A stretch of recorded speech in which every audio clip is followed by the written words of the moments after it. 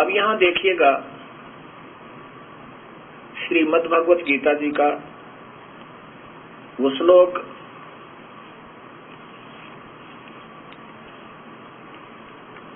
जिसमें ये काल स्वयं ब्रह्म कह रहा है कि ये तीनों गुणों के द्वारा जिनका ज्ञान हर लिया, ये गीता प्रेस गोरखपुर से प्रकाशित वही गीता है जो आप देख रहे हैं।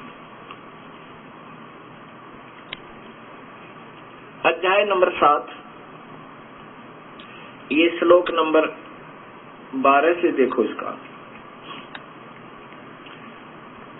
इसमें लिखा है, और भी जो सतोगुण से उत्पन्न होने वाला भाव है, जो रजोगुण से तथा तमोगुण से होने वाले भाव, इन सबको तुम मुझसे ही होने वाला ऐसा जान, परंतु वास्तव में मैं उनमें और वे मुझ में नहीं है। रजगुण ब्रह्मा, सतगुण विष्णु, तमगुण शिव जी। अब इसमें ब्रह्म भगवान क्या कहना चाहते हैं कि इस रजगुण ब्रह्मा से, सतगुण विष्णु से, तमगुण शिवजीत है, जो कुछ भी हो रहा है, ब्रह्मा शरीर बनवावे यानी प्रेरणा देकर विषय वासना के द्वारा, और विष्णु जी यहाँ सतिथि बनाए रखते हैं मोह ममता पैदा करके, और वो सतोगुण है। और तमोगुण के द्वारा जो संहार हो रहा है ये शिव है, इसका कारण काल न बना रखे। कहते हैं इन तीनों से जो कुछ भी हो रहा है उनका कारण मुझे ही जान, क्योंकि काल को 1 लाख जीवों का रोज आहार करना पड़ता है, उसके लिए अपने तीनों पुत्रों से ये सब यहाँ का कार्य करवा रहा है। इसलिए कहता कि मैं इनमें नहीं हूँ, क्योंकि ये काल अपने 21वें ब्रह्मांड में बाहर रहता है इनतः, और अपने पुत्रों को और सभी यहाँ के ऋषियों को, जीवों को अपने वहां से रिमोट तक अपनी शक्ति से इनको नचा रहा है। अब ये देखिए 21 ब्रह्मांड का चित्र मैंने पहले भी दिखाया था, अब फिर देखिएगा। ये काल के 21 ब्रह्मांड का चित्र है, और ये काल इन 21 ब्रह्मांड से अपने 21वें ब्रह्मांड में इन 20 ब्रह्मांडों में सबको बंद करके न्यारा रहता है। जैसा ऋग्वेद में आपके सामने अभी आया था,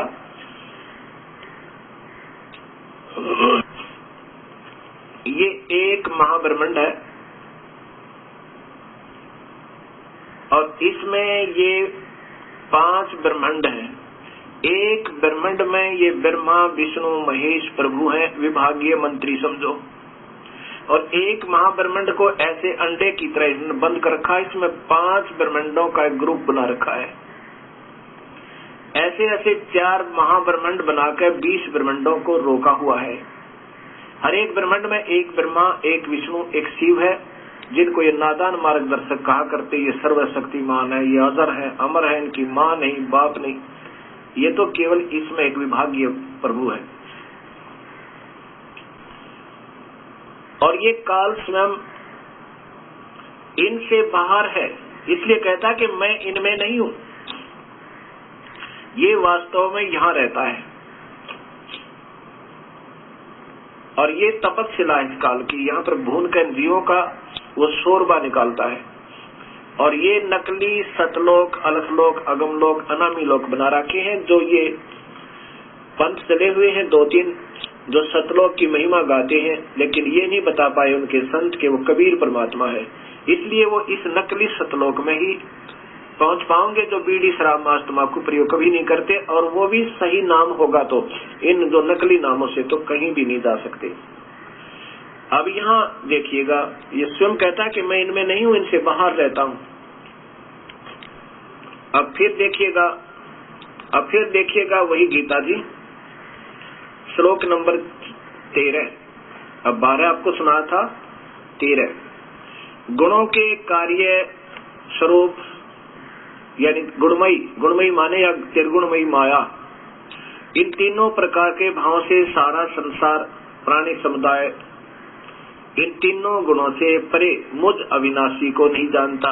यानी ब्रह्मा विष्णु भेद से न्यारा में रहता हूँ, उसको ये नादान इन के द्वारा भ्रमित मुझे नहीं जानता, मुझ अविनाशी को। वैसे तो इसका अर्थ कुछ और बनता है, फिर भी इन्हीं के द्वारा दिया गया ज्ञान मैं आपको बताना चाहता हूँ। अब आगे देखिएगा। अब ये तीनों गुणों का ही चल रहा है प्रकरण। 14 नंबर श्लोक में ये बता रहा है कि क्योंकि यह अलौकिक अति अद्भुत त्रिगुणमयी मेरी माया, त्रिगुणमयी माई मेरी माया, रजगुण ब्रह्मा, सतगुण विष्णु, तमगुण शिव जी, बड़ी दुस्तर है, बड़ी दुष्ट है, यानी ये बहुत खतरनाक है। और जो व्यक्ति मुझे को भजते हैं वे इस माया का उल्लंघन कर जाते हैं, माया को तर जाते हैं, माया से ऊपर उठ जाते हैं। अर्थात अब कहने का भाव ये है काल भगवान का कि जो ब्रह्मा विष्णु महेश इन तीनों गुणों और नीचे के देवी देवताओं की पूजा करते हैं वो तो सीधे ही व्यर्थ है, उनको तो ये कोई सोधी आने नहीं देते। और जो ब्रह्म साधना करते हैं उनसे वो इनसे ऊपर उठ जाता, जैसे मार्कंडेय ऋषि, लोमस ऋषि आदि जो महापुरुषों ने सतज्ञान हुआ वो इन तीनों गुणों की जकड़ से कुछ ऊपर उठ गए।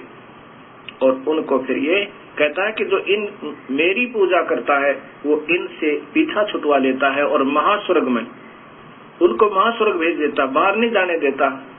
लेकिन इस ब्रह्मा विष्णु महेश की पूजा से और इनके ही पूजा से जो लाभ मिलता है उस पूजा के लाभ से इस ब्रह्म साधना का करोड़ गुना ज्यादा अच्छा लाभ है ब्रह्म साधना का। लेकिन ये भी उत्तम नहीं है, ये भी जीव को सुफिशिएंट नहीं है, क्योंकि जन्म मरण 84 लाख दुनिया फिर भी नहीं कटती।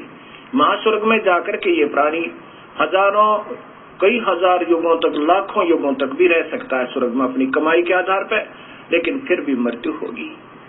लेकिन इस ब्रह्मा विष्णु महेश की पूजा तक की पूजा को तो ये तो बहुत ही निम्न स्तर की है। इसलिए कहा कि जो मेरी पूजा करता वो इनसे ऊपर उठ जाता है और वो मेरी पूजा का लाभ उठाता है और फिर अपनी भी पूजा को ब्रह्म कहता है, काल कहता है ये अच्छी नहीं है, ये भी अनुत्तम है, ये श्रेष्ठ नहीं है। बताओ कितना उत्तम ज्ञान गीता जी में, कितना निर्मल ज्ञान, कितना सत्य ज्ञान, पर ये समझ नहीं पाए क्योंकि जो स्वयं अधूरे गुरु थे उन्होंने गीता जी की आड़ में वो चीज तो बताई नहीं जो गीता में लिखा के पितर मत पूजो, भूत मत पूजो, भूत बनोगे, वही पुजवा रहे हैं और महिमा गीता जी की गा रहे हैं।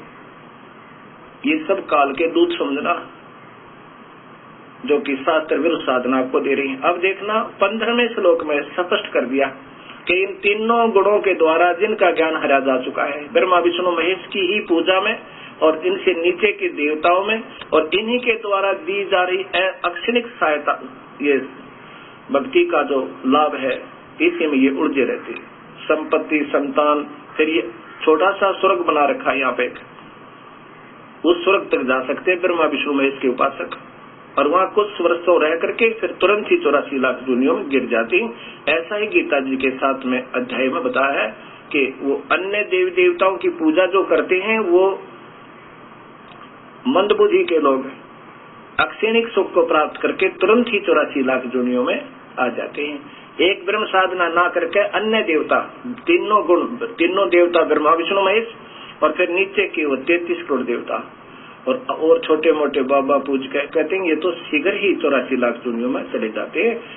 उन मूर्खों का ये अक्षणिक सुख 84 लाख दुनियों में डालने वाला है।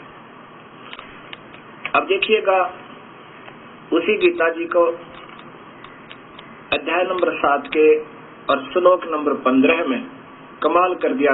ब्रह्म भगवान ने क्या कहा है, ये श्लोक नंबर 15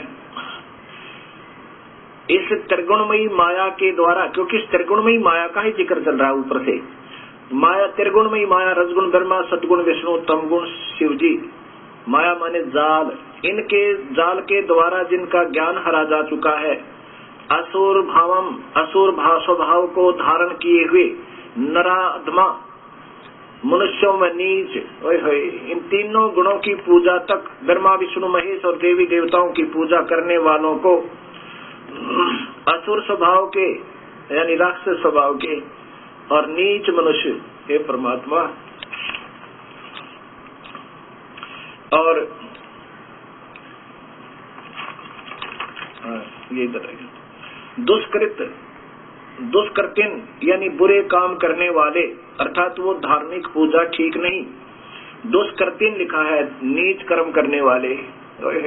एक ब्रह्म साधना को छोड़कर अन्य पूजा जो करते हैं उनको तो दुष्कृतिन, दूषित कर्म करने वाले मूढ़ है, मूर्ख लोग है, और वो मुझे नहीं बचते, अर्थात ब्रह्म साधना नहीं करते। ये आपके सामने गीता जी है। अब आपको इसी का प्रमाण योग वशिष्ठ में दिखाता हूं। अब विचार करने की बात है, ये ब्रह्मा विष्णु महेश भी कभी नहीं कहते हमारी पूजा करो। किसी शास्त्र में ये प्रमाण नहीं है कि उन्होंने स्वयं कहा हो कि हमारी पूजा करो, लेकिन ये अधूरे गुरु जिनको स्वयं ज्ञान नहीं होता वही इनकी महिमा गाकर इन भोली आत्माओं को उन्हीं के ऊपर आश्रित करते हैं। ये स्वयं कहते हैं कि उस परमात्मा की भक्ति करो। और जैसे हम हनुमान की पूजा किया करते थे, मैं हनुमान की पूजा करता था, श्याम जी की पूजा करता था। हनुमान जी ने कभी नहीं कहा मेरी पूजा करो, क्योंकि वे स्वयं राम भगत थे। और एक भगत की भगत पूजा करे, बताइए इससे बड़ी मूर्खता और क्या होगी। कौन कहेगा, कोई भगत कहेगा कि तू मेरी पूजा कर ले? नहीं कहेगा, कभी नहीं कहेगा। वो तो कहेगा भी गुरुदेव के पास जाओ, उनसे उपदेश ले लो, तुम्हारा कल्याण होगा। अगर ऐसा कोई कहता हो तो दुष्ट आत्मा है, क्योंकि वो स्वयं गुमराह है और वो आप भी डूबे उनको भी डुबोएगा। ऐसा भक्त आत्मा नहीं कर सकते। ऐसे ही ये योग विशिष्ट आपको दिखाता हूं। ये देखिएगा योग वशिष्ठ, और बहुत से संत इसकी आड़ लेकर हुआबाई बकते हैं, जो इसमें लिखा वो नहीं बताते। वशिष्ठ जी पूछते हैं महादेव जी तय कि महाराज जी ध्यान रूप पूजन अर्थात परम पद आदि ये मुझे बताइए। 28वां सर्ग। महादेव जी कहते हैं महर से उस परमात्म देव के पूजने के जितने कर्म, यानी उस परमात्म, अपनी पूजा नहीं लिखी इन्होंने, ये कह रहे हैं उस परमात्म के पूजने के जितने कर्म हैं उन सब में पहले देह अभिमान आदि परिवर्तन पूर्वक छोड़ देना चाहिए। ये नियम बता रहे हैं। इस परमात्म देव की पूजा है, जैसा भी ध्यान ही, क्योंकि इनको जितना ज्ञान है विचारों को ये उतना ही बता सकते हैं। इन्होंने मेडिटेशन को बताया कि सबसे अच्छा है, लेकिन आगे बताएंगे वो मेडिटेशन से क्या लाभ हो सकता है। आगे देखिए,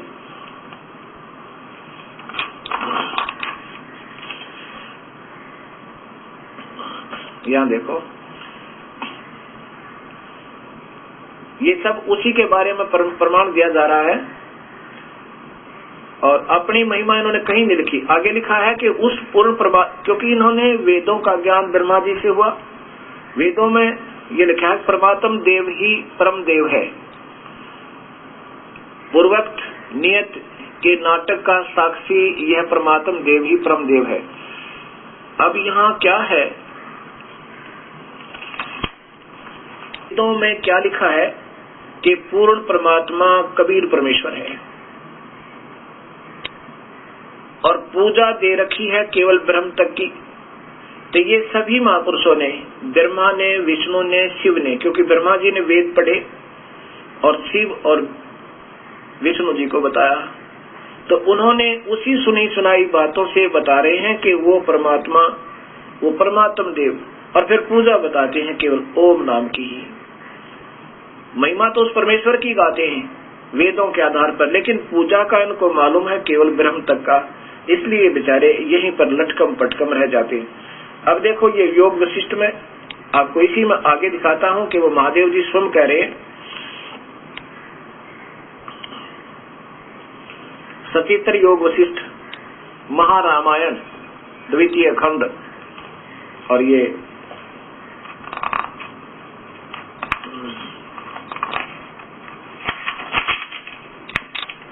संपूर्ण योग महर्षि वाल्मीकि जी रचित संपूर्ण योग वशिष्ठ महारामायण भाषा सचित्र, और इनके काशी पुस्तकालय ये गिरधर जी इसके रचयिता हैं, यानी संपादक हैं, इसको सरलार्थ करने वाले। और काशी पुस्तकालय इंडस्ट्रियल एरिया मथुरा से ये प्रकाशित है। इसमें ये क्या लिखा है, क्या कहा है इन्होंने। अब महिमा तो वेदों अनुसार बता रहे हैं, ये भगवान शिव स्वयं कह रहे हैं कि पूर्वोक्त नियत नाटक का साक्षी यह परमात्मा ही परम देव है। यही समस्त पदार्थों का आश्रय, सर्वव्यापक, चिंतमय, अनुभव रूप और सभी सज्जनों द्वारा यही सर्वदा पूजनीय है। शिव जी अपनी पूजा नहीं कह रहे, उसी परमेश्वर की पूजा का इशारा कर रहे हैं, संकेत कर रहे हैं। यही परमदेव परमात्मा घट घट में व्यापक है। घट घट में घट पट और वट में, दीवाल में, छकड़े में, अर्थात सर्वव्यापक है। यही परमात्मा शिव, हर, हरि, ब्रह्मा, इंद्र, कुबेर और यम स्वरूप है। अब जितना उनको ज्ञान होता जा रहा है, बता रहे हैं कि उसमें सब शक्तियां हैं। अनेक प्रकार की घटपट की आकृतियों को लेकर असंख्य पदों से बोधित होने वाली, उन आकृतियों को छोड़ने पर एक पद से बोधित होने वाली शतारूप इस जग जाल का उत्पादक महाकाल। ओए होए, देख कितना स्पष्ट लिखा है। ये महाकाल कहते हैं इस परमात्मा देव का द्वारपाल है। देखो ध्यान से, फिर पढ़िए। भगवान शिव कह रहे हैं कि ये महाकाल, ये ब्रह्म, ये तो उस परमेश्वर का पहरेदार है, उस काल का। 21 ब्रह्मांड के मालिक तो इस उस परमेश्वर का, ये काल तो उसका द्वारपाल अर्थात नौकर है। और इसी का प्रमाण गरीबदास जी देते हैं। इसी का प्रमाण गरीबदास जी स्वयं आंखों देखा हाल विवरण करते हैं कबीर साहब की समर्थता का। क्या कहते हैं, गरीब काल जो पीसे पीसना जोरा है पनिहारे, ये दो असल मजदूर हैं मेरे सतगुरु के दरबारे। कहते हैं ये काल तो उस कभी परमात्मा के इशारे पर नाचता है, ये तो मजदूर है उसका। और यही योग वशिष्ठ में भगवान शिव कह रहे हैं, वेदों में लिखे आधार पे, क्योंकि ये महापुरुष हैं, ये झूठ नहीं बोला करते। ये तो हमारे जैसे गुमराह करने वाले जिन्हें स्वयं ज्ञान नहीं, वही एक विभागीय प्रांतीय मंत्री को मुख्यमंत्री, प्रधानमंत्री, राष्ट्रपति बता रहे हैं। अगर उस मंत्री से कोई पूछेगा क्या आप प्रधानमंत्री हो, वो कहेगा नहीं, मैं तो विभागीय मंत्री हूँ। वो झूठ नहीं बोला करते और वो बताया करते हैं कि वास्तव में शक्तिशाली तो फिर राष्ट्रपति और प्रधानमंत्री है। ये स्वयं नहीं कहा करते परमेश्वर की प्यारी आत्मा ब्रह्मा, विष्णु व शिव, ये स्वयं नहीं अपने आप को सर्वशक्तिमान बताया कहीं पर भी। इन्होंने एक ही परमेश्वर की तरफ, उस पूर्ण ब्रह्म का ही इशारा किया सबके सामने। अब जैसे भक्तात्मा कहते हैं हम श्री राम जाप करते हैं, और उनके हमारे पास विनम्र भाव से पूछा गया, प्रश्न उनका था कि आप बताते हो कि राम जाप नहीं करना, और हमारे गुरुदेव ने तो श्री राम के ऊपर ही पूरी महिमा गाई है कि श्री राम जाप जपना चाहिए, और जय जय राम, श्री राम, जय जय राम, सिया राम, ये जाप बहुत उत्तम बताया। तो भक्तात्मा जैसे श्रद्धा आपकी प्रभु के अंदर बहुत अच्छी बनी हुई है, वो तो बहुत अच्छा है, लेकिन शास्त्र विरुद्ध होने से ये मंत्र सही नहीं है। जैसे हम सत साहेब, सतनाम, सत साहेब, सतनाम आदि कहते रहते हैं, ये हमारा मंत्र नहीं है। जैसे पहले ऋषि लोग कहा करते कि राम का नाम जपो भाई, राम राम, राम ही है सर्वस्व। अब वो जो मंत्र है राम का, जो जाप है राम का, वो सीधा नहीं बोला जाता, क्योंकि अधिकारी के हाथ से, मुख से जो निकला हुआ वचन वो मंत्र बन जाता है। अब जैसे कोई अधिकारी है और कहीं वो दस्तक कर देवे किसी भी कागज पे, जो तो उसका जवाब देना होता है और उसका कोई दुरुपयोग भी कर सकता है। ऐसे संतों ने उसको सांकेतिक नाम रूप में रखा है, राम नाम जपो। और जब कोई नाम लेने जाते हैं तो उनको वो मंत्र ओम दिया करते थे। ओम नाम से अन्य मंत्र देने के अधिकारी कोई भी नहीं है, केवल कबीर परमात्मा का वो हंस है जिसको नाम देने का आदेश उनके गुरुदेव के द्वारा है, और वो कबीर साहब को इष्ट मानकर ही बता रहा है और पूजा शास्त्र अनुकूल दे रहा है। अन्य कोई और मंत्र देता है ओम नाम से अलग, वो अधिकारी नहीं है। जैसे कोई एसडीएम और सीएम के लेवल का काम करे, वो महामूर्ख होगा, ऐसी गलती वो नहीं कर सकता। इसलिए ये स्वयं ही जिनको कोई अधिकार नहीं, ना वो गुरु हैं, वो जो चाहे मंत्र दे करके आपको राजी कर सकते हैं कि मैंने भी मंत्र दे रखा है। तो ऋषि लोग ओम नाम का जाप ही दिया करते थे।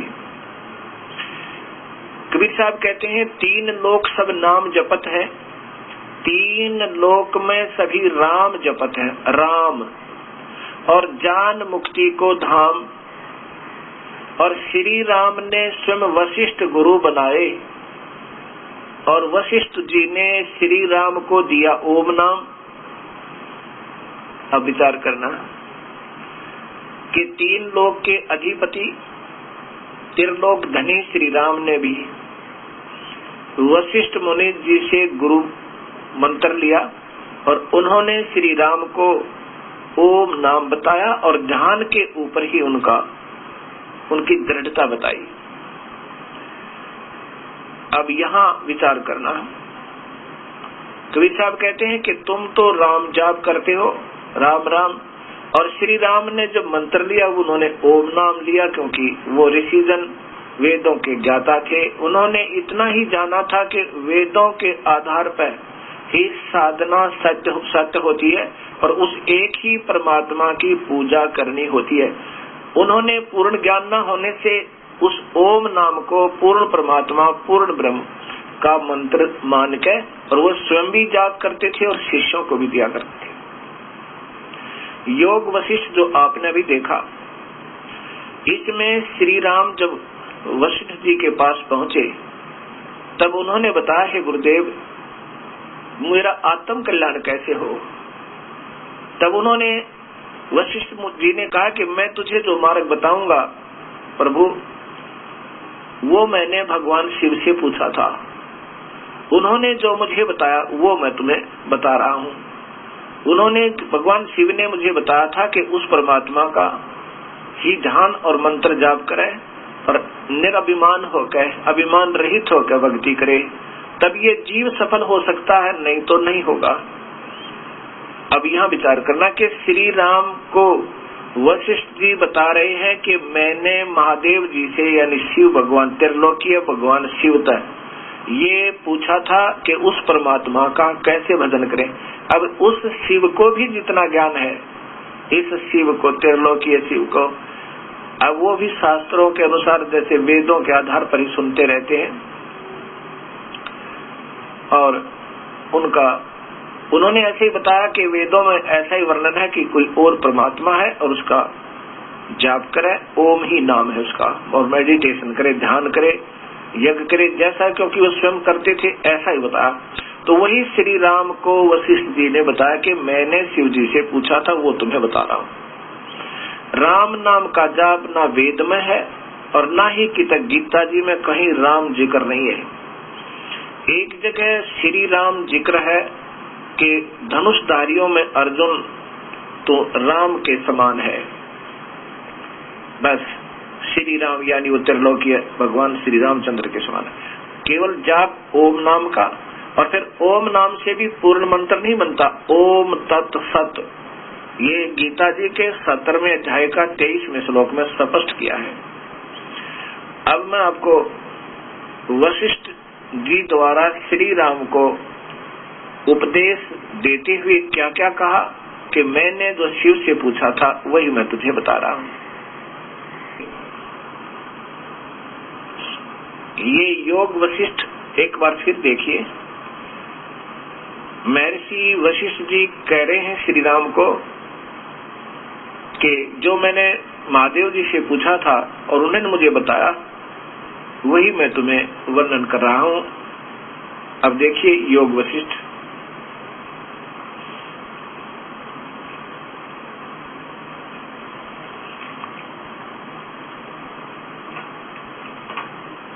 सचित्र योग विशिष्ट महारामायण द्वितीय खंड,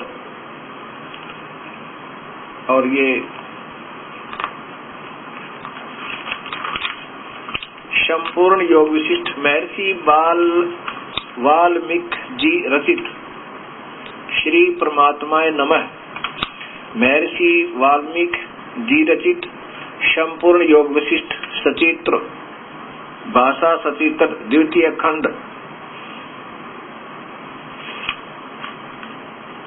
अनंत कोट ब्रह्मांड नायक भगवान श्री राम, ये इनकी अपनी एक विभागीय मंत्री को पूरा कुछ बना दिया क्योंकि इनकी सोच अधूरी रही। यहाँ देखो संपादक कौन है इनके, अनेक ग्रंथों के रचयिता श्री गिरधर जी, काशी पुस्तकालय C14 इंडस्ट्रियल एरिया मथुरा, यहाँ से ये प्रकाशित है। और इसके आप देखो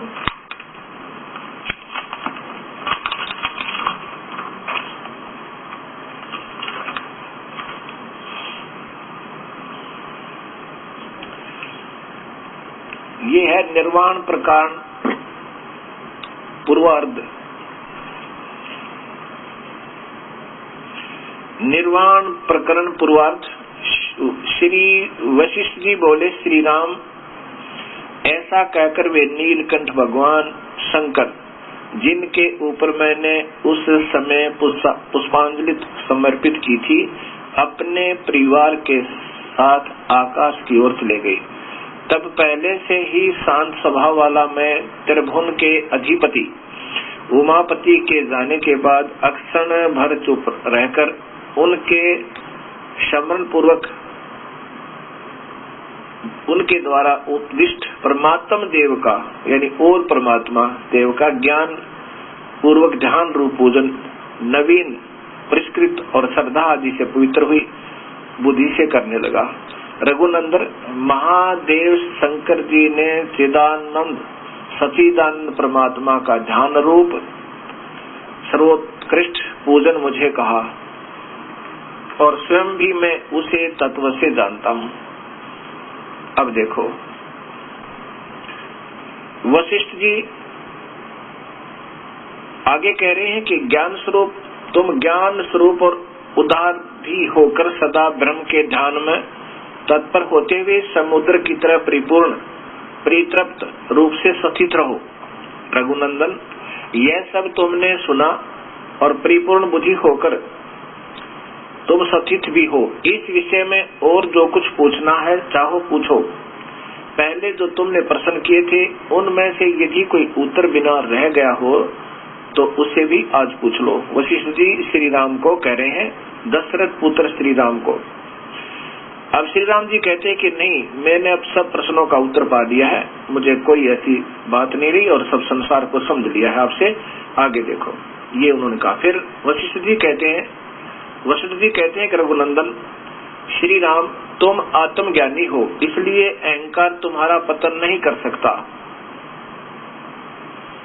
क्योंकि जिसने निरंतर असीम सत्य स्वरूप ब्रह्म, ये कौन है वो असीम सत्य स्वरूप ब्रह्म का स्मरण किया है, और तो जो तत्व ज्ञान रूप सुमेरु पर्वत के शिखर पर स्थित है, यानी जिसको सही ज्ञान हो गया है पूर्ण परमात्मा का, वो तो सुमेरु पर्वत के शिखर पर स्थित है, अर्थात बिल्कुल सुरक्षित है।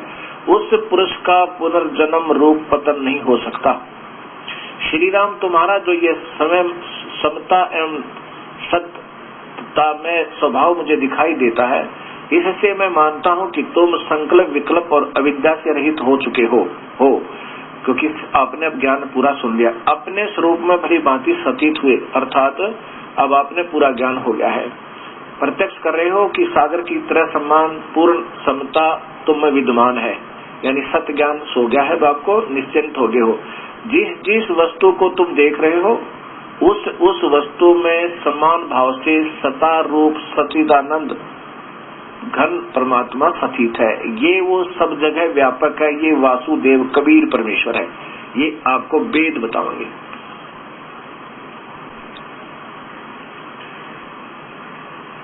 भगवान श्री राम को वशिष्ठ मुनि जी ने ओम नाम बताया।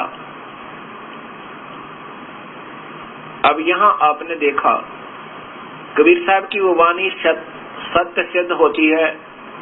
तीन लोक सब राम जपत हैं, जन मुक्ति को धामे।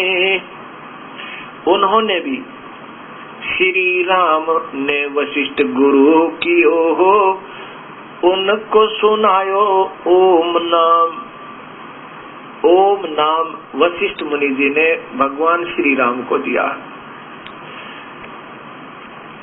अब यहाँ विचार करना पड़ेगा, फिर राम नाम का जाप कराने वाले नादान संत आपको टॉफी दे रहे हैं, मीठी गोली, उनको स्वयं ज्ञान नहीं। अब जैसे कबीर पंथ में ऐसे ही बुद्धिहीन बहुत है मेरे जैसे,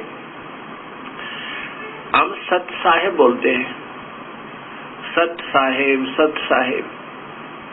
अब कई सत साहेब नाम देने लगे कि बस सत साहेब करते रहो, सत साहेब करते रहो, बेड़ा पार है।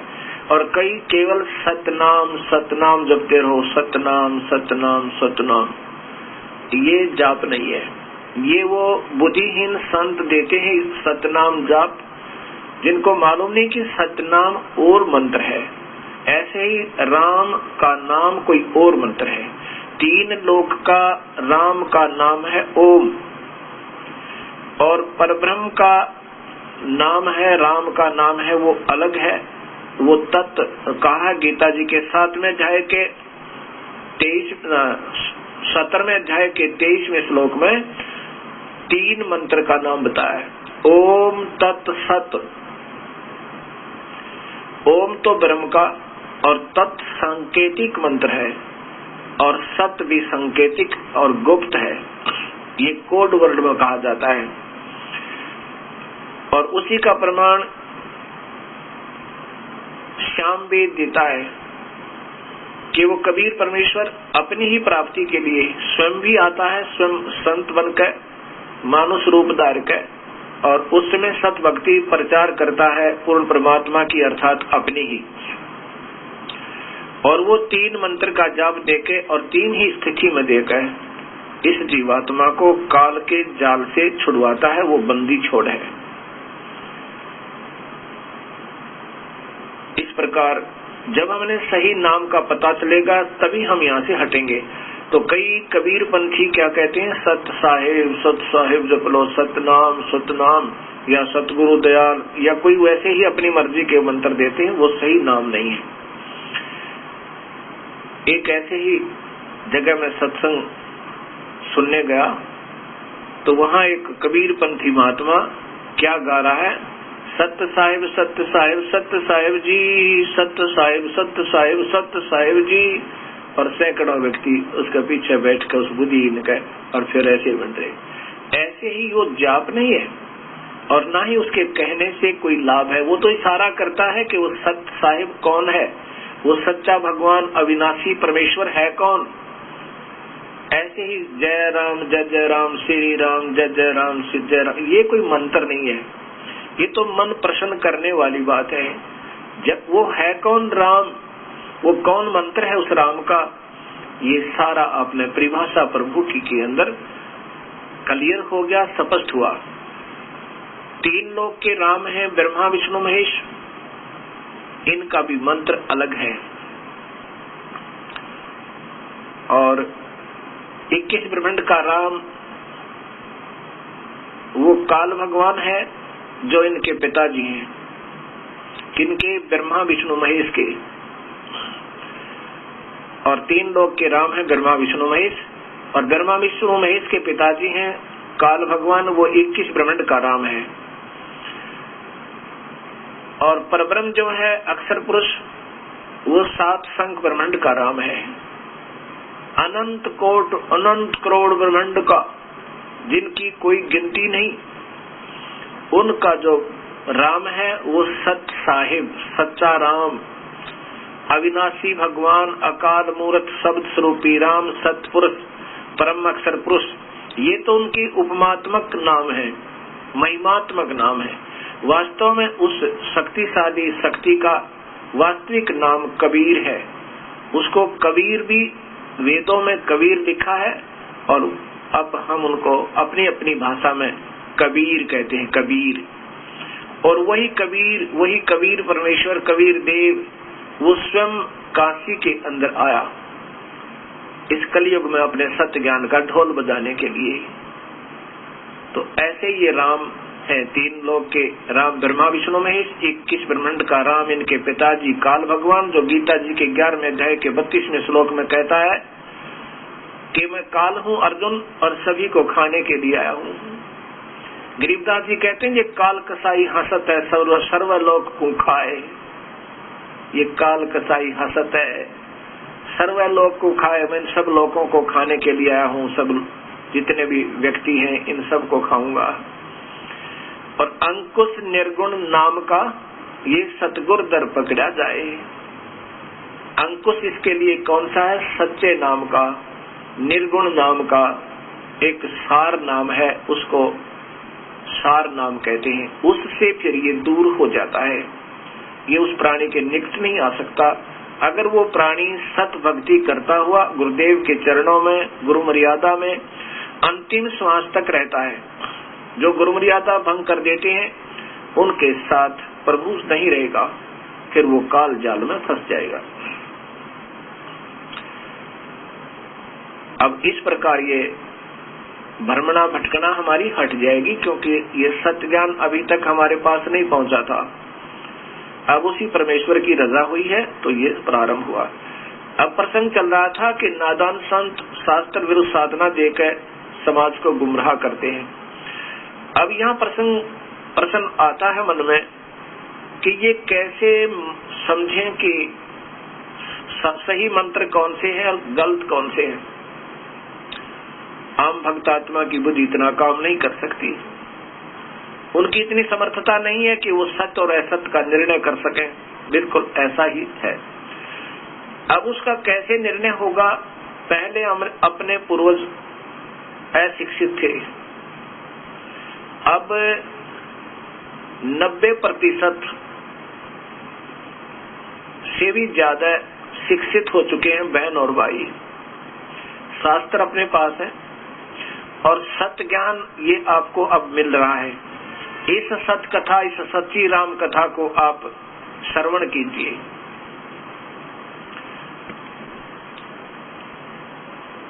सबसे पहले सृष्टि रचना को आप सुनिए और इसको सत्य मानिए। उसके बाद कोई भी पढ़ा लिखा व्यक्ति जिसको संस्कृत आती हो, इन शास्त्रों को फिर पुनर्देखिए, उनसे शरणार्थ करवाइए, लेकिन उसका दृष्टिकोण पहले ये दृढ़ हो कि ये सत्य कथा सही है सृष्टि रचना की। उसमें कबीर परमेश्वर सिद्ध हो जाएगा और फिर वो बताएंगे कि कैसे भक्ति करनी चाहिए, कैसे नहीं करनी चाहिए। अभी आपने गीता जी में देखा कि तीनों गुणों तक की भक्ति कभी और उससे नीचे की, ये तो अक्षिणिक है। गीता जी के 7वें अध्याय में बिल्कुल स्पष्ट किया हुआ है कि तो अक्षिणिक है, ये अक्षिणिक सुख है और इसको बुद्धिहीन नादान व्यक्ति किया करते हैं। जैसा फिर देखिए गीता जी। अब फिर देखिएगा ये गीता जी, श्रीमद् भगवद गीता, गीता प्रेस गोरखपुर से प्रकाशित, और इनके टीकाकार हैं श्री जय दयाल गोविंद का। अब इसके अंदर आप देखिए, जैसा कि आप पहले सुन रहे थे, 15 श्लोक तक आप सुन चुके। अध्याय नंबर 7 के श्लोक नंबर 15 आपने सुना था। अब देखिए इसका दोबारा फिर बता देता हूँ, क्योंकि 12 से चलता हुआ आ रहा था ये ज्ञान के तीनों गुणों के द्वारा जो कुछ भी हो रहा अर्जुन, वो मुझसे जान, रजगुण ब्रह्मा, सतगुण विष्णु, तमगुण शिव जी से। और वो माया रूपी जाल के द्वारा, त्रिगुण रूपी माया जाल के द्वारा जिनका ज्ञान हरा जा चुका है, असुर भाव को आश्रिता धारण किए हुए नरात्मा मनुष्यों में नीच दूषित कर्म करने वाले दुष्कृतिन, यानी तीनों गुण रजगुण ब्रह्मा, सतगुण विष्णु, तमगुण शिव जी से नीचे की जो पूजा कर रहे हैं, वो दूषित कर्म करने वाले मूढ़ लोग, मूर्ख, माम न प्रपदन्ते, मुझको नहीं पूजते। ये ब्रह्म कह रहा है, यानी काल कह रहा है कि वो मेरी पूजा नहीं करते।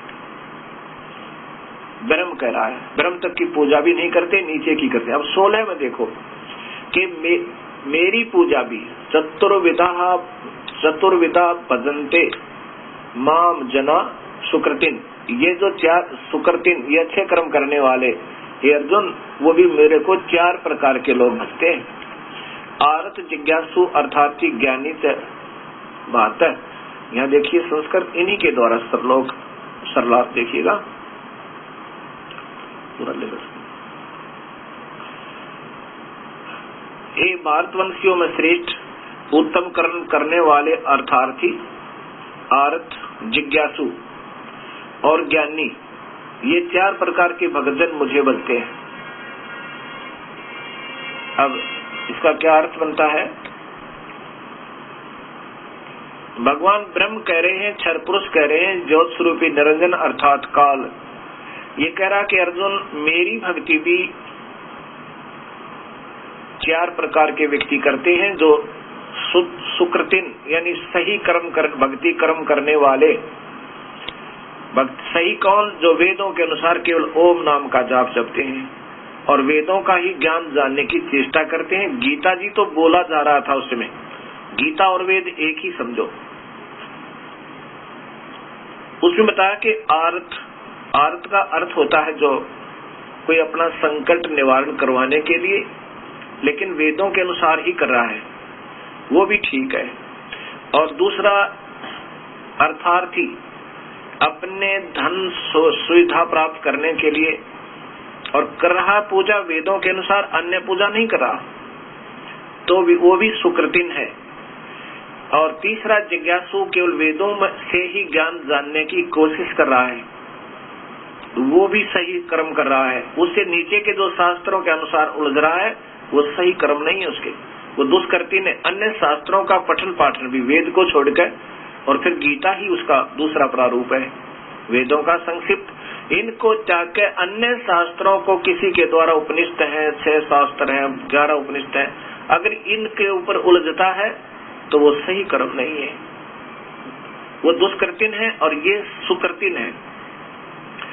और ज्ञानी जिसने वेदों को जान लिया ढंग से कि केवल एक प्रभु की पूजा करनी है और वो परमात्मा पूर्ण ब्रह्म है, उसको छोड़कर न ब्रह्म की करनी न पर ब्रह्म की करनी। अब वो नादान आत्मा, क्योंकि वेदों को पढ़ा जरूर ज्ञानियों ने, विद्वान पुरुषों ने, ब्राह्मणों ने, ब्राह्मण सोए तो ब्रह्म पहचाने, प्रभु को जान ले कि एक प्रभु की साधना से जीव छुटकारा होगा, अन्यथा नहीं होगा, वो ज्ञानी हो गए। अब उनमें क्या कमी रही? इस काल भगवान ने वेदों में ज्ञान तो पूर्ण दे रखा, पूर्ण परमात्मा कबीर परमेश्वर का, और पूजा दे रखी है केवल ब्रह्म की, अपने ही तक की ओम नाम दे दिया। इसलिए इनको ज्ञानियों को ये तो ज्ञान हो गया कि एक प्रभु की भक्ति करनी है। तो यहाँ अगले श्लोक में 17वें श्लोक में कहते हैं कि ये ज्ञानी है तो उद्धारात्मा, उद्धार माने अपना सिर भी दे दे भगवान पाने के लिए तो भी टाला नहीं, लेकिन ये मेरी ही द्वारा दी जाने वाली राहत अर्थात चौथी मुक्ति तक ही सीमित है। ये मेरे ही द्वारा दी जाने वाली अनुत्तम, ये 18वां श्लोक है, अनुत्तम सतिथि में घटिया सतिथि में ही आश्रित है। यानी मेरी ही द्वारा दी जा रही मुक्ति यानी ओम नाम से मिलने वाली राहत पर ही रह गए, क्योंकि इनको पूर्ण परमात्मा का ज्ञान नहीं हुआ। ऐसा ही बात आगे देखिएगा। अब वही गीता जी के अंदर 7वें अध्याय का 17वां श्लोक देखिए। ये 16वां आपको मैंने बता दिया कि अब 17वें में है कि जो इन्होंने थोड़ा सा अपने हिसाब से किया है, क्योंकि इनको पूर्ण ज्ञान नहीं था बलि आत्माओं को। मैं इसमें लिखा 70 में सरलार्थ किया कि उनमें, क्योंकि वो ज्ञानी आत्मा अर्थात ये 4 प्रकार के मुझे बचते हैं, उनमें नित्य मुझ में युक्त, नित्य युक्त है।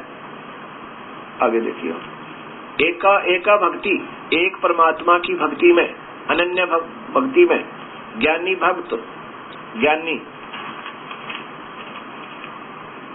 अति उत्तम है। यानी जिनको ज्ञान हो गया वो सही है, और क्योंकि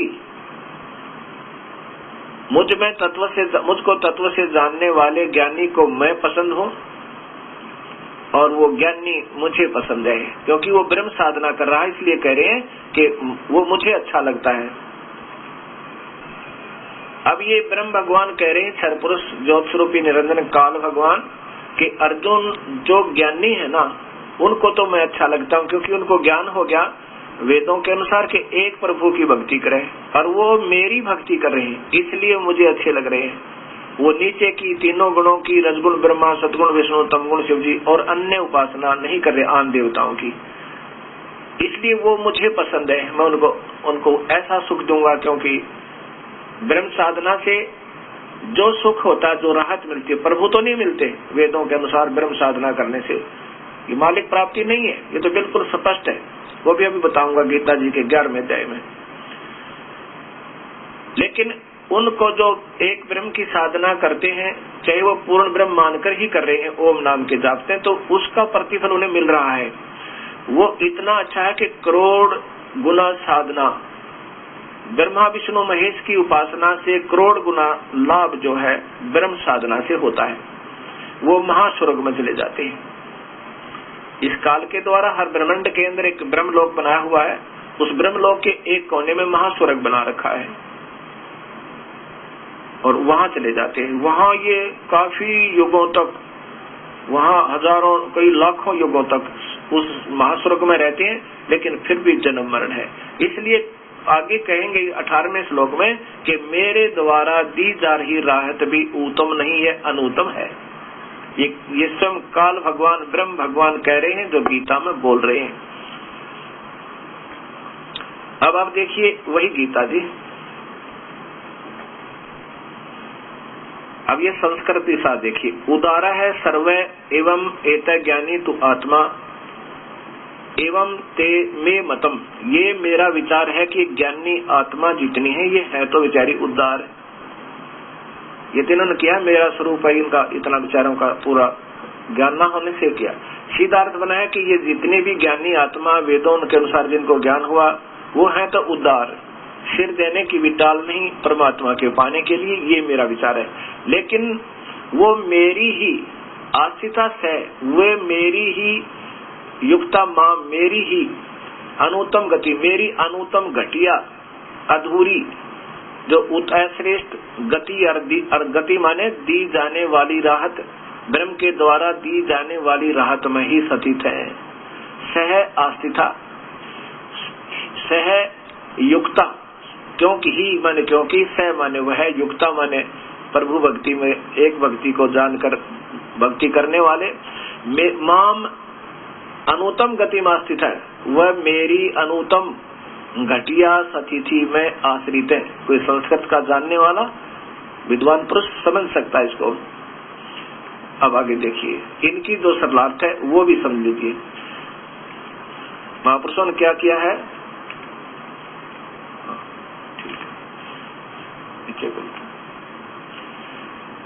ये सभी उदार हैं, परंतु ज्ञानी तो साक्षात मेरा स्वरूप ही है, मेरा मत है। लेकिन ऐसा नहीं था,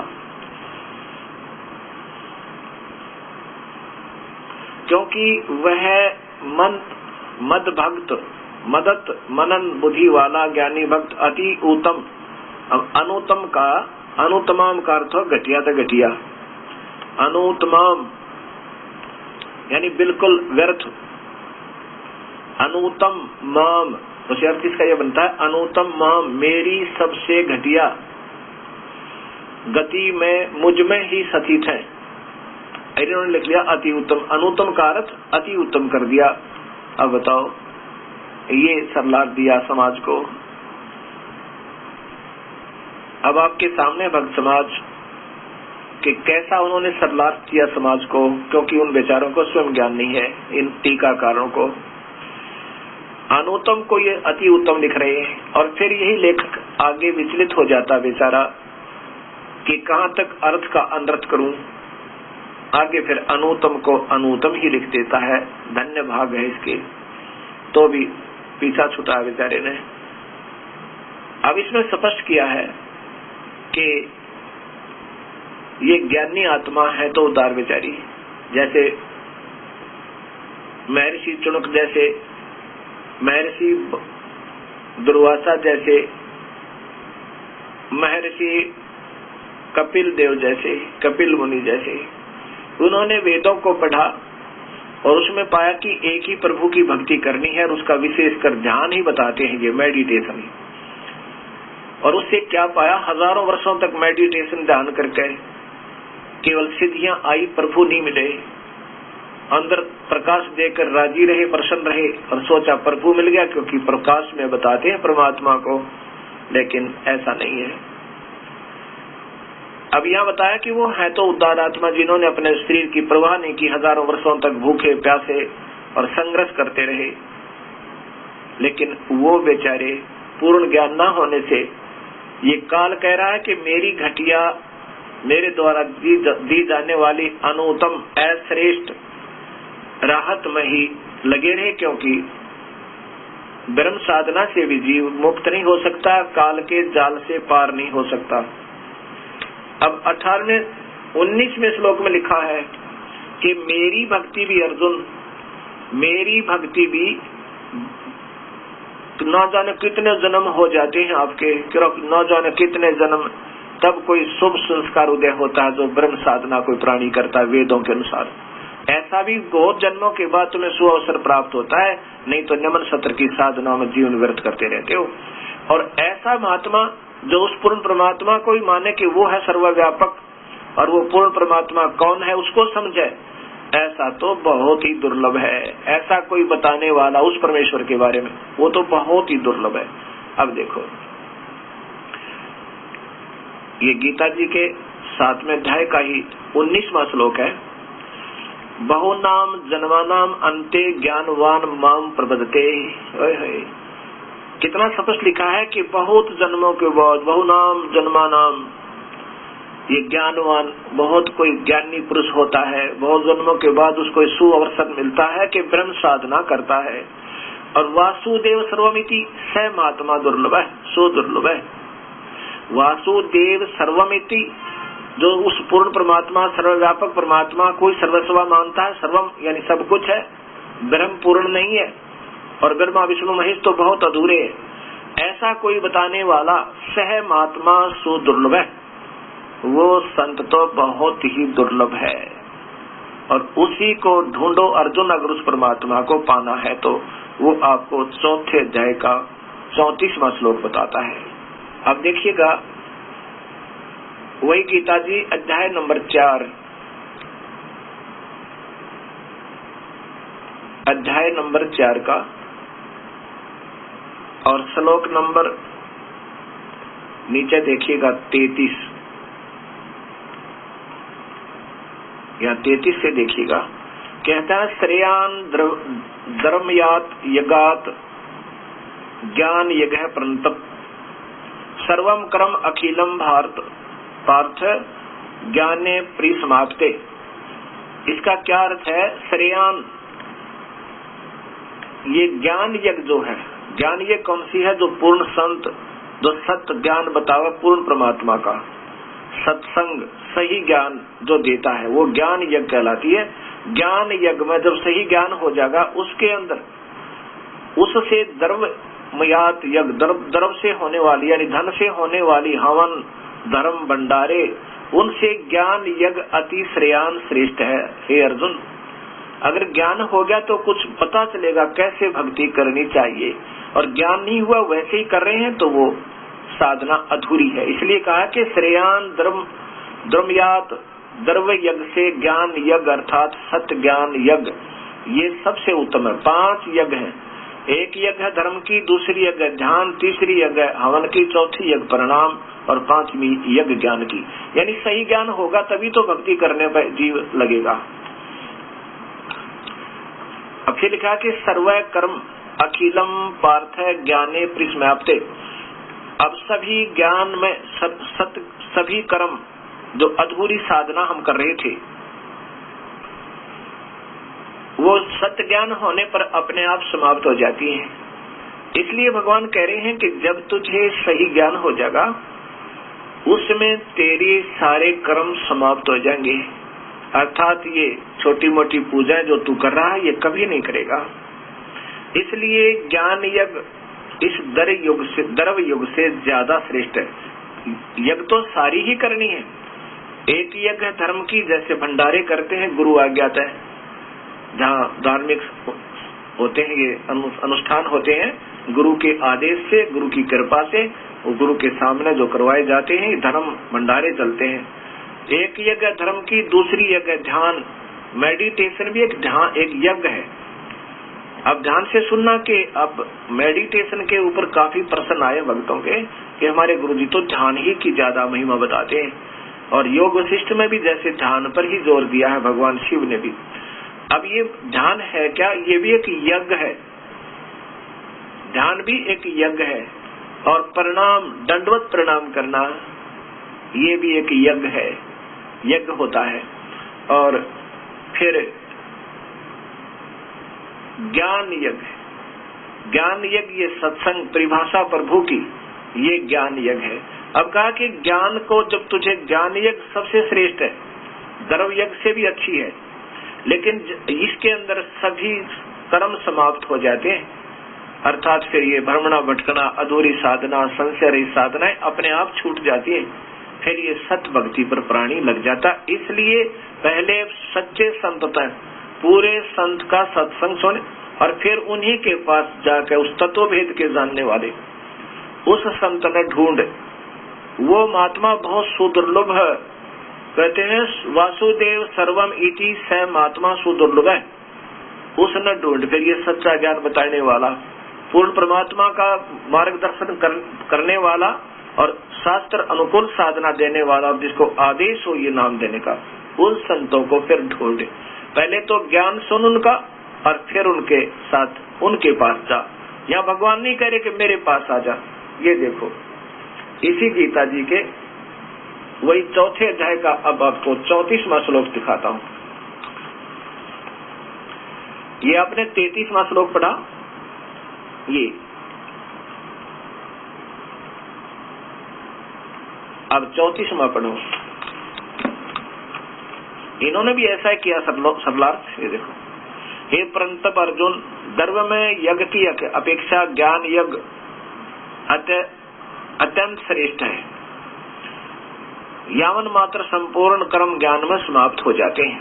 अब देखो 34वें श्लोक में स्पष्ट कर दिया भगवान ने कि उन संतों ने ढूंढ ले अर्जुन, तत्विदः प्रिपातेन प्रणिपातेन पृक्षसेन सेवाय उपदिशन्ति ते ज्ञानम ज्ञानिना तत्वदर्शन। यहाँ देखो उस ज्ञान को, अब जैसे परिभाषा प्रभु की, ये वो ज्ञान वास्तविक ज्ञान है। उस ज्ञान को तू तत्वदर्शी ज्ञानियों के पास जाकर सुन, समझ, उनको भली भांति दंडवत प्रणाम करने से, उनकी सेवा करने से और कपट छोड़कर